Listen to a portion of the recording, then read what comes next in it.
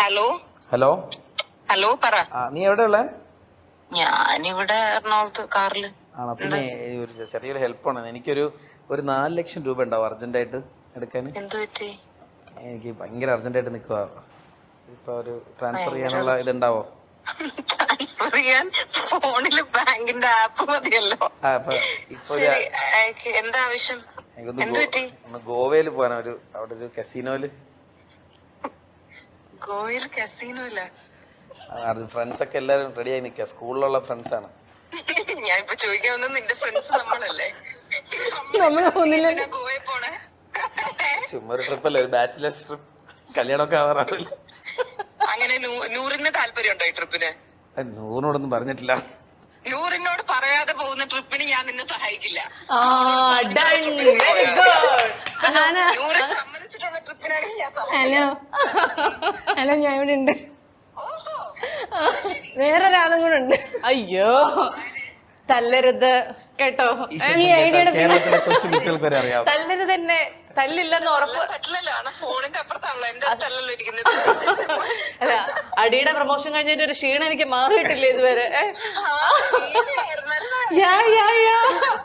അടിയുടെ പ്രൊമോഷൻ സമയത്ത് അതല്ലേ 4 ലക്ഷം ഇങ്ങനത്തെ ഈ ഐഡിയ, ഈ ഉഡായിപ്പ് ഐഡിയ. പക്ഷെ എന്നോട് ഫൈൻ പറഞ്ഞു, ഒരു 1 ലക്ഷം രൂപയാണ് ചോദിക്കണെന്നുണ്ടെങ്കിൽ അഹാന 101% ഇപ്പൊ അക്കൗണ്ട് നമ്പർ വാങ്ങിച്ചിട്ട് തരുമെന്ന്. അല്ല, 4 ലക്ഷം രൂപയാണെങ്കിലും ഞാൻ കൊടുക്കും. പക്ഷെ ഞാൻ അറിയാം കസീനോയിൽ പോവാൻ ഞാൻ കൊടുക്കും. അത് ചോദിക്കാനുള്ള ധൈര്യം ഭയങ്കരമില്ല. മറ്റേ ഗോവയിൽ കസീനോട് സ്പെല്ലിംഗ് അറിയണോ നിനക്ക്? കിട്ടി. ഓക്കെ, അപ്പൊ ഏതായാലും ഫൈൻ പറഞ്ഞു. വളരെ എന്താ പറയാ, എന്ത് ചോദിച്ചാലും പെട്ടെന്ന് നൽകുന്ന വളരെ ഉദാരമതിയായ സുഹൃത്താണ് അഹാന. അദ്ദേഹം അഹാന പ്രൂവ് ചെയ്തിട്ടുണ്ട്. Okay, thank you. ഞാൻ അങ്ങ് കൊടുത്തേക്കാം. ശരി, ഓക്കെ